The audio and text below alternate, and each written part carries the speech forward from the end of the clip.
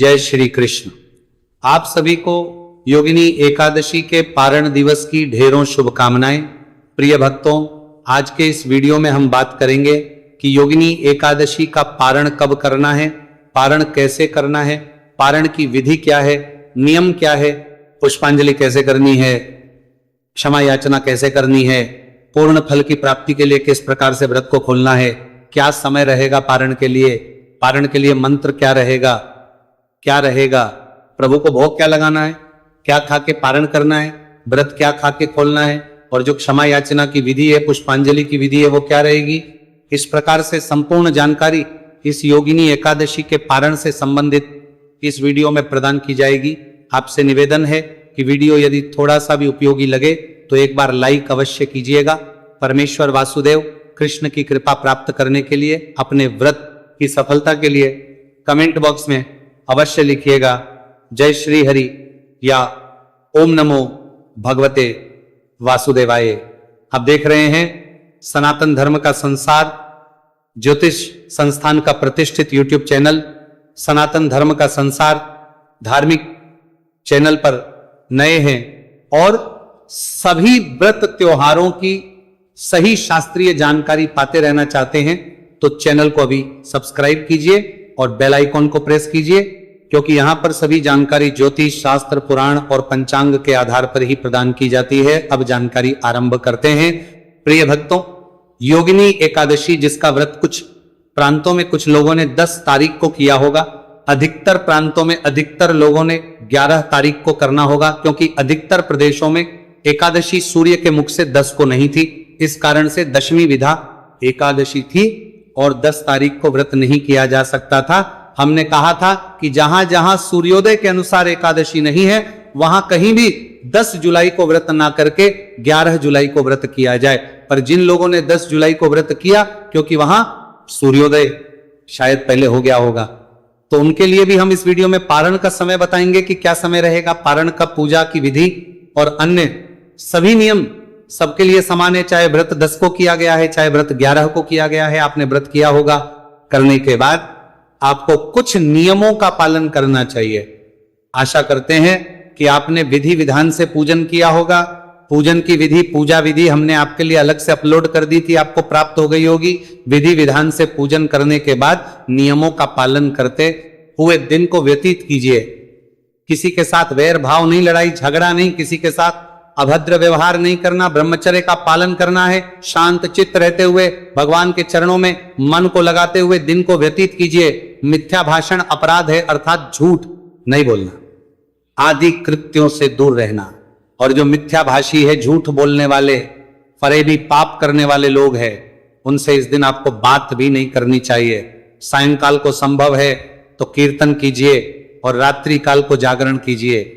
आप कहेंगे पंडित जी कीर्तन तो हमारे यहां होता नहीं, कीर्तन आपके यहां नहीं होते, तो हम आप सभी दर्शकों की सुविधा के लिए एक वीडियो अपलोड करते हैं जिसमें वो सभी पाठ और स्रोत होते हैं जो कीर्तन का पुण्य फल प्रदान करते हैं। क्योंकि भगवान कहते हैं कि जो नाच गा के कीर्तन नहीं कर सकते वो उन स्तोत्र पाठ का श्रवण करके कीर्तन का पुण्य फल प्राप्त कर सकते हैं। वो सभी स्तोत्र पाठ आपको एक ही वीडियो में मिल जाते हैं, उनका श्रवण कीजिए, कीर्तन का पुण्य लीजिए। रात्रि को जागरण के समय उनको श्रवण करना परम कल्याणकारी है। तो इस प्रकार से कीर्तन कीजिए, रात्रि जागरण कीजिए और अगले दिन सूर्योदय से पहले उठ जाइए। जो रात्रि को शयन करेंगे वो सूर्योदय से पहले उठ जाएं और सूर्योदय से पहले उठ के स्नान कीजिए पारण के लिए। जो लोग रात्रि ग्रहण कर रहे हैं उन्हें भी सूर्योदय से पहले स्नान कर लेना चाहिए। स्नान करने के बाद स्वच्छ वस्त्र धारण कीजिए। स्वच्छ वस्त्र धारण करके भगवान भास्कर को जल दीजिए और उसके बाद आपका जो पूजा स्थल है ना, जहां बैठ के आप पूजन करते हैं, वहां पे आसन लगा के बैठ जाइए। प्रतिदिन की यदि आपकी पूजा पाठ है, आरती आदि आप करते हैं अपने मंदिर में, तो पूजा पाठ कर लीजिए। आरती आप एक ही साथ कर सकते हैं। इस पूजन की ओर अपने मंदिर में जो चौकी आदि आपने लगाई थी पूजन के लिए, उस पे कल के जो पत्र पुष्प अर्पित किए गए हैं उनको वहां से हटा दीजिए।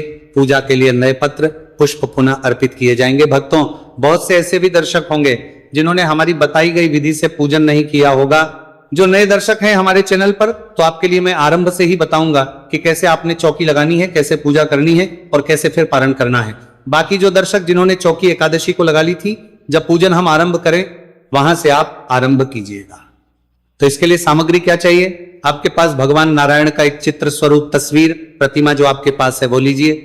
भगवान की स्थापना के लिए चौकी लीजिए। चौकी पर बिछाने के लिए पीला वस्त्र लीजिए। रोली, मौली, पान, सुपारी, लौंग, इलायची, धूप, दीप, पित्र, जनेऊ। पंचामृत बनाने के लिए कच्चा दूध, दही, घी, शक्कर और गंगा जल, ये सामग्री है।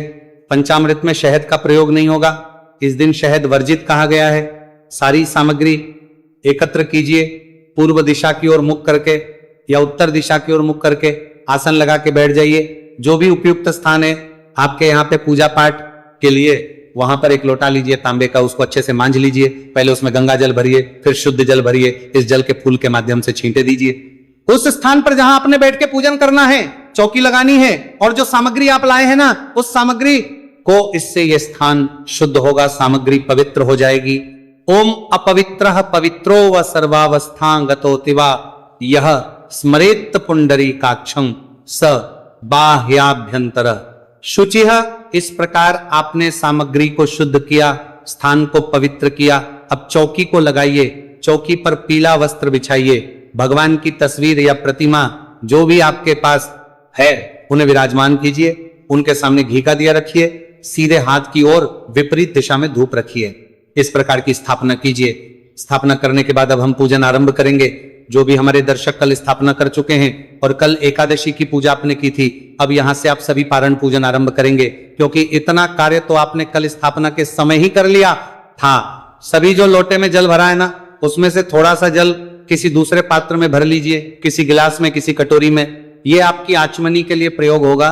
और एक छोटी सी आचमनी ले लीजिए, छोटा सा चम्मच ले, इससे जल लीजिए अपने हाथ पे और हाथ धो लीजिए। जो अलग से पात्र में जल लिया है किसी बर्तन में, उसमें से थोड़ा सा जल चम्मच के माध्यम से हाथ पे लेके हाथ धो लीजिए। अब आप 3 बार आचमनी करेंगे, अर्थात उस चम्मच से 2-2 बूंद जल अपने सीधे हाथ पे लेंगे और एक एक मंत्र पर पान करेंगे, पी जाएंगे उसको। ओम माधवाय नमः जल लीजिए, पी जाइए। ओम केशवाय नमः जल लीजिए, पी जाइए। ओम नारायणाय नमः जल लीजिए, पी जाइए।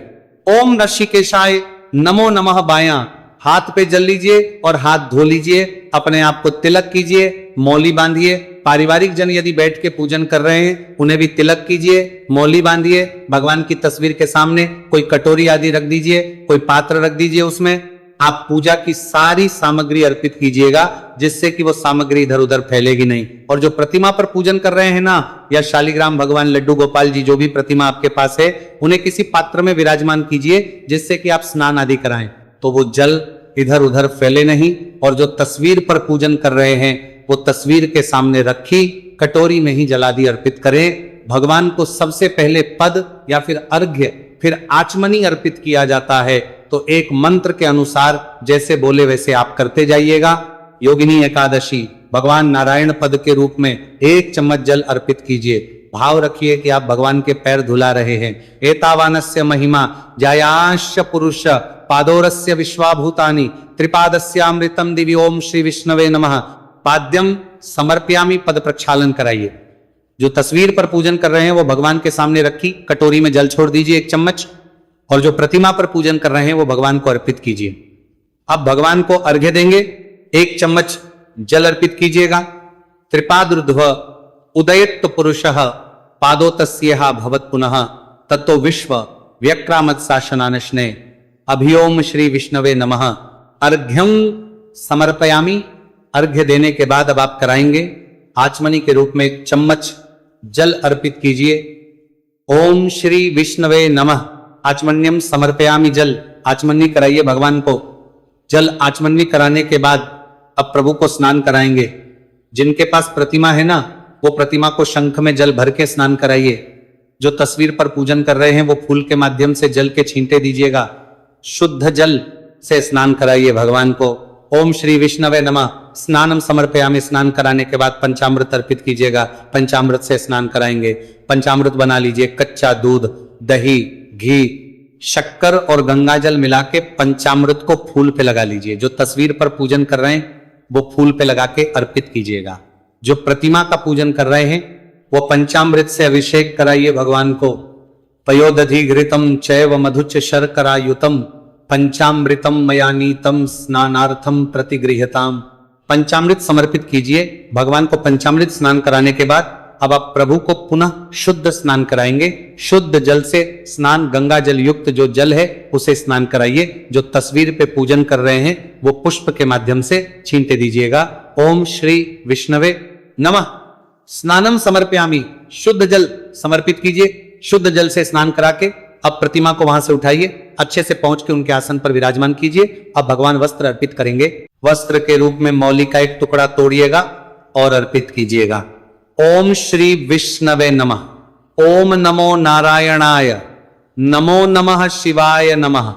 वस्त्रम समर्पयामि यज्ञोपवीत अर्पित करेंगे।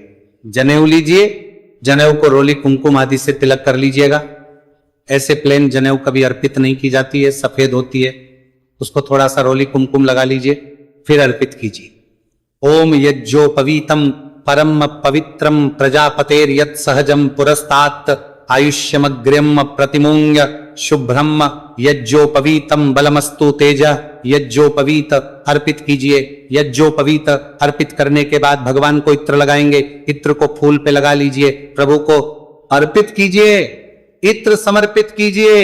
ओम गंधद्वारा दुराधर्षा नित्य पुष्टा करीषणीम ईश्वरीम सर्वभूताना तामिहो पव्रिये श्रियम। इत्र समर्पित करने के बाद अब आप प्रभु को तिलक करेंगे से तिलक कीजिए। भगवान को गंधम तिलक कीजिए। प्रभु को प्रेम से तिलक कीजिए। ओम श्री विष्णवे नमः। गंधम तिलकम समर्पयामि, तिलक करके पुष्प अर्पित करेंगे। माला हो तो माला पहनाइएगा। पुष्प समर्पित कीजिए, माला पहनाइए। माला पहना के धूप दीप दिखाएंगे। जो धूप दीप है ना वो आरंभ में ही आपने प्रज्वलित कर लेने हैं। अब आप हाथ धोएंगे। ओम ऋषिकेशाय नमो नमः। हाथ धोने के बाद अपने आप को तिलक आदि करने के बाद ही धूप दीप को प्रज्वलित कर लेंगे। और हो सकता है आप में से बहुत से भक्तों ने अखंड ज्योत भी जलाई हो तो वो कल से जल रही होगी। भगवान को धूप दिखाइएगा, दीप दिखाइएगा। दीप दिखाइए, धूप दीप दिखा के नैवेद्य अर्पित करेंगे। नैवेद्य के रूप में यहाँ पे आपको अगर आपके पास फल है तो फल चढ़ाइए। मिठाई है कोई तो मिठाई अर्पित कीजिए। मिश्री है तो मिश्री अर्पित कर दीजिएगा। बताशा है तो बताशा चढ़ा दीजिएगा भगवान को। भोग अर्पित करके अब जल आचमनित करेंगे। जल आचमनी के लिए एक चम्मच जल लीजिए, सामने रखे पात्र में अर्पित कर दीजिएगा। ओम श्री विष्णवे नमः। ओम नमो नारायणाय, नमो नमः शिवाय नमः। पूगी फलम तांबुल अर्पित करेंगे। तांबुल क्या है कि पान का पत्ता लीजिए, उस पे 2 लौंग, 2 इलायची, 1 सुपारी रखिए, उसका बीड़ा बनाइए और वो भगवान को अर्पित कीजिए। भगवान को तांबुल अर्पित कीजिए। ओम पूगी फलम महोदिव्यम नागवल्ली दलेर्युतम एला चूर्णादि संयुक्तम तांबुलम प्रतिगृह्यतम। तांबुल अर्पित करके जो भी दक्षिणा चढ़ाना चाहते हैं वह दक्षिणा चढ़ाइए और हाथ जोड़कर भगवान को नमस्कार कीजिए। इसके बाद संभव है तो तुलसी माता की कथा सुनिए। कथा हम आपके लिए करते हैं जो पारण पर सुनी जाती हैं। आप उसका श्रवण कर सकते हैं। उसका श्रवण करने के बाद भगवान की आरती कीजिएगा। ओम जय जगदीश हरे, ये आरती कीजिए। आरती करने के बाद अगर भोग प्रसाद आपका तैयार हो गया है, जो आप पारण के दिन भोजन अन्न का भोग लगाने वाले हैं, तो वह थाली में लगाइए। क्या बनाना चाहिए देखिए, इस पे केसर युक्त खीर बना सकते हैं, मखाने की नहीं, केसर डाल के चावल की खीर बना सकते हैं। पीले चावल का कल्याणकारी है। अगर ये ना बना पाए तो जो भी शुद्ध भोजन आपके घर में बन सके, चाहे रोटी सब्जी ही बनाए, पर उसमें ताम से एक लहसुन प्याज आदि नहीं होने चाहिए, तो वो भोजन लगाइए, थाली में तैयार कीजिए और उसमें एक तुलसी का पत्ता रखिए। भगवान के सामने थाली रखिए, पर्दा कर दीजिए। हम मंत्र पढ़ते हैं। ओम त्वदीयम वस्तु गोविंद तुभ्यमेव समर्पये गृहाण सम्मुखो भूत्वा प्रसिद्ध परमेश्वर। घंटी बजाइए, पर्दा हटाइए, जलाजमी कराइए। अश्मनी में जल लेकर थाली के चारों तरफ घुमा के छोड़ दीजिए। सर झुका के हाथ जोड़ के थाली वहां से उठा लीजिए, बाकी प्रसाद में मिला दीजिए। अब हम करेंगे पुष्पांजलि, जो पूजन के समापन के लिए बड़ी आवश्यक है और यही आपके पुण्य फल को भी निर्धारित करती है। हाथ में पुष्प ले लीजिए, भगवान का ध्यान कीजिए। जैसे निवेदन करते हैं वैसे वैसे बोलते जाइए। आवाहनम ना जानामी विसर्जनम। परमेश्वर हे प्रभु, ना हम आपका आवाहन जानते हैं, ना पूजन जानते हैं, ना विसर्जन जानते हैं। हम तो अज्ञानी जीव है, जैसे बन पड़ी है, जैसी छोटी सी हमारी बुद्धि है, छोटी सी समझ है, उसके अनुसार हमने ये 2 दिन आपकी पूजा की है, एकादशी का व्रत किया है, नियमों का पालन करने का प्रयास किया है। भग इसमें हमसे कोई जाने अनजाने में त्रुटि हो गई हो, भूल हो गई हो तो हमें क्षमा कीजिएगा, क्योंकि हम आपके दर के भिखारी हैं, आपके बालक नादान हैं, आप दया सिंधु हैं। तो प्रभु जाने अनजाने की गलतियों को क्षमा करते हुए दया का आशीर्वाद प्रदान कीजिए और यह व्रत अपने श्री चरणों में स्वीकार कीजिए। आपसे कोई अगर गलती हुई है, कई बार क्या है हमसे कुछ त्रुटि हो जाती है और हमें बाद में याद आता है कि हमारा व्रत था, हमसे भूल हो गई, तो आप उसका वर्णन भी यही कीजिए और यही भगवान से क्षमा याचना कर लीजिए कि प्रभु अनजाने की इन गलतियों को क्षमा करते हुए दया का आशीर्वाद प्रदान कीजिए। आपको अर्पित करने के लिए हमारे पास कुछ नहीं है, तन मन धन सब कुछ आप ही का है। हमारे पास क्या है? केवल ये पत्र पुष्प है। परमेश्वर प्रभु ये पत्र पुष्प की भेंट है, ये मैं आपको अर्पित करता हूं, इसे स्वीकार करें। वह पुष्प भगवान के चरणों में अर्पित कर दीजिए। हाथ जोड़ के कि माताएं बहनें नमस्कार करें, पुरुष जन दंडवत प्रणाम करें, खड़े खड़े परिक्रमा कर लीजिए, यानी कान चपा पानी प्रदक्षिणा पदे पदे परिक्रमा करके नमस्कार करके पूजन आपका पूर्ण हुआ पारण का।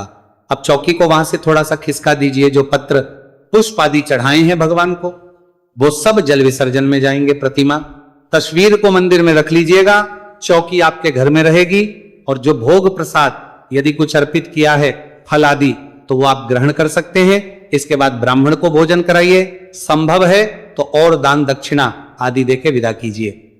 आसपास कहीं मंदिर है तो वहां सूखा सीधा निकाल दीजिए, आटा दाल चावल चीनी दक्षिणा रख के दे दीजिए। कुल मिला के आपने कुछ ना कुछ ब्राह्मण के निमित्त दान दक्षिणा अवश्य करनी है और उसके बाद ही व्रत का पालन करना है। दान दक्षिणा का कार्य करने के बाद, पूजन पूर्ण करने के बाद अब आप आसन लगा के बैठ जाएं और एक गिलास ले लीजिए, उसमें जल ले लीजिए। जल एक पत्ता तुलसी का मुंह में रखिए, ओम नमो भगवते वासुदेवाय, ओम नमो भगवते वासुदेवाय 5 बार बोलिए और उसके बाद तुलसी का पत्ता मुंह में रख के जल पी लीजिए। भगवान से निवेदन कीजिए कि प्रभु मैं ये तुलसी दल और जल के साथ अपने इस व्रत को पूर्ण कर रही हूं, इसे स्वीकार कीजिए, इस पारण को स्वीकार कीजिए और इस प्रकार से आप तुलसी दल और जल से व्रत पारण कर लीजिए। जिनका त्रयोदशी का व्रत होगा, प्रदोष का व्रत होगा, वो आगे कर सकते हैं। आज व्रत आपका खंडित नहीं होगा, दूसरा व्रत भी लगातार हो सकता है। अब बात आती है कि आपने पारण प्रिय भक्तों, जो भी भक्तगण 10 तारीख को व्रत कर रहे हैं, उनको पारण किसी भी हालत में 11 तारीख को 11 बजे से पहले नहीं करना है, क्योंकि हरिवासन का समय ही 10:30 के आसपास समाप्त होगा और उससे पहले कभी पारण नहीं किया जाना चाहिए, अन्यथा व्रत खंडित होता है। 11 तारीख को यदि आप पारण कर रहे हैं तो 11 बजे से पहले नहीं होगा, 11 से 1 के बीच में करें। और आप 11 को व्रत करके 12 को पारण कर रहे हैं तो सुबह सुबह 5:32 से और 8:16 के बीच में कर सकते हैं, कल्याणकारी रहेगा। चैनल पर नए हैं तो सब्सक्राइब कर लीजिए, क्योंकि एक प्रतिष्ठित ज्योतिष संस्थान का चैनल है। यहां सभी जानकारी ज्योतिष शास्त्र और पंचांग पर ही प्रदान की जाती है। वीडियो आपको थोड़ा भी अच्छा लगा हो तो लाइक अवश्य कीजिएगा। हमारा चैनल आपको कैसा लगता है, वीडियो में दी गई जानकारी कैसी लगी, अपनी राय अवश्य बताइएगा। भगवान सब पर कृपा करें। हरे कृष्णा।